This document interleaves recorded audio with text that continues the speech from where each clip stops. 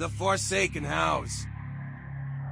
In a quiet, desolate village, nestled deep within the heart of a dense, ancient forest, there stood an abandoned house. The villagers avoided it, and even the bravest among them wouldn't dare to approach it after dark. The house was known as the Forsaken House, and it was said to be cursed.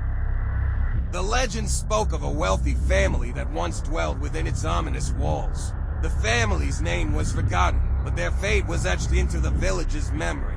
It was said that the family had been involved in dark, forbidden practices, dabbling in the occult and invoking sinister forces. One stormy night, a series of ear-piercing screams echoed from the Forsaken House. The villagers, consumed by fear, gathered outside, watching as an otherworldly light emanated from its windows. When the dawn broke, the house stood silent and abandoned, devoid of life. Years passed, and the Forsaken House's reputation grew even darker. People claimed to hear anguished cries and see eerie lights flickering within. The bravest ventured inside, only to emerge with tales of chilling encounters. Among them was a young woman named Eliza, who was determined to uncover the truth. She was drawn to the house by an inexplicable force, the curiosity that consumed her every thought.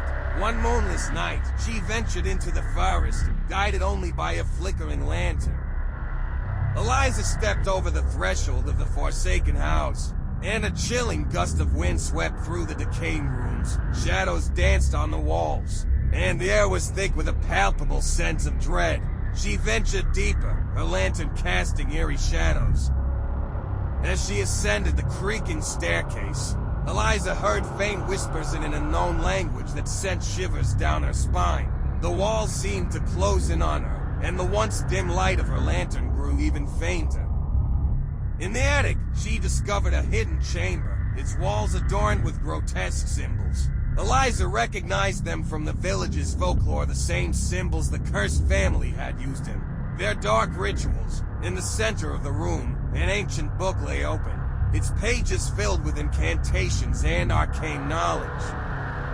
Eliza's curiosity overcame her fear, and she began to decipher the cryptic text. Her voice trembled as she recited the words, unleashing a malevolent force that had been imprisoned for centuries. The room pulsed with an otherworldly energy, and the walls seemed to bleed with a dark, viscous substance.